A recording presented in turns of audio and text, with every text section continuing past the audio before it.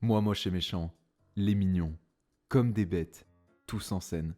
Super Mario Bros le film. Après 13 films sortis en l'espace de 13 ans, le studio Illumination sort en salle son nouveau film d'animation le 6 décembre prochain, Migration. Alors avant d'aller le voir, je vais vous dire tout ce que vous devez savoir sur ce film sans aucun spoiler. Avant de commencer cette vidéo, je vous invite à vous abonner à la chaîne. Je vous invite aussi à activer la petite cloche, c'est super important pour les prochaines vidéos qui arrivent. Et il est temps pour moi de vous dire tout ce que vous devez savoir avant d'aller voir Migration. Alors pour commencer, Migration, c'est donc le 14e film d'animation du studio Illumination. Illumination, c'est un studio assez jeune puisqu'il n'est actif que depuis 2010 et pourtant on connaît déjà tous Moi moche et méchant, Les Mignons ou plus récemment Super Mario Bros le film. Pour comprendre l'ampleur du studio, si on regarde les chiffres de la saga Moi moche et méchant, donc les 3 films et les 2 spin-offs sur Les Mignons, ça représente une recette totale de 4,6 milliards de dollars. On parle ici de la série de films d'animation la plus lucrative au monde. Si on compare avec les 4 films Toy Story par exemple, ils ont rapporté 3 milliards de dollars. Pareil pour les 4 films Shrek, 3 milliards, et les 2 films La Reine des Neiges, c'est 2,7 milliards de dollars. Et ça s'arrête pas là, parce que si on regarde le top 10 des plus gros box-office des films d'animation, il n'y a que 3 studios qui se battent en duel.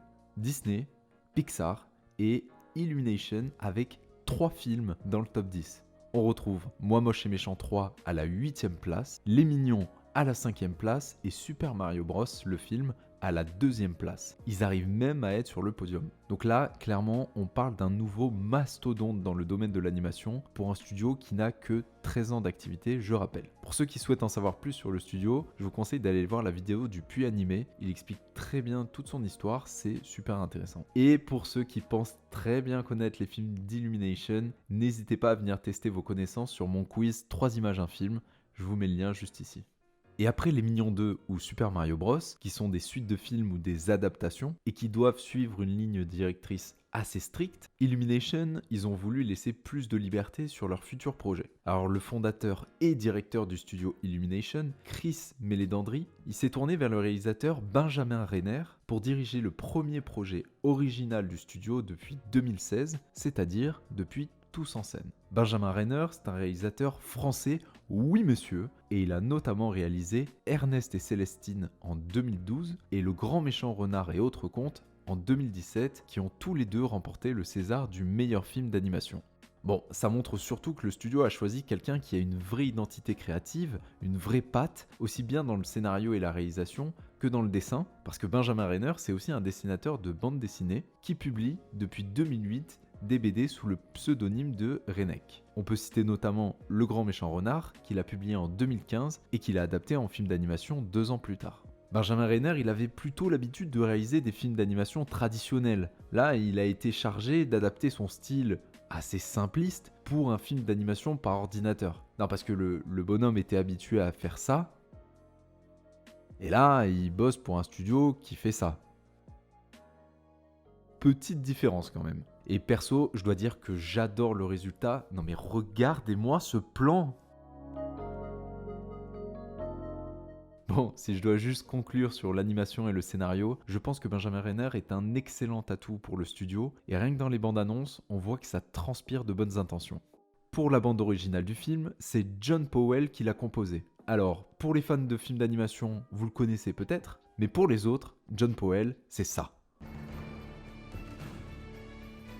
Ou encore ça. Ou même ça. Powell, c'est vraiment un grand compositeur. On lui doit aussi les bandes originales de Kung Fu Panda, la saga Jason Bourne, Happy Feet ou encore Chicken Run. J'ai hâte de voir ce que ça va donner pour Migration, vu le talent du compositeur. Au doublage en VO, on retrouve quand même un gros casting avec Kumail Nanjiani, Elizabeth Banks, Danny DeVito et Keegan Michael Key, qui avait déjà doublé Todd dans le précédent film d'Illumination, Super Mario Bros. Le film.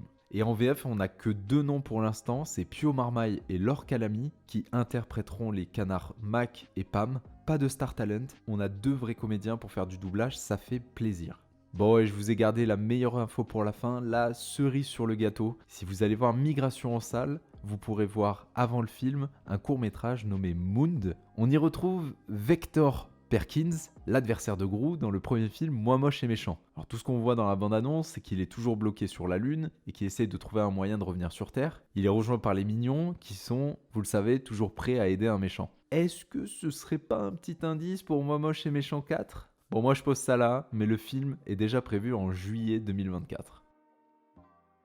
Migration, c'est donc le 14e film du studio Illumination, réalisé par le français Benjamin Renner. À tous les fans de films d'animation de Canard et de John Powell, on se donne rendez-vous en salle le 6 décembre prochain pour découvrir Migration.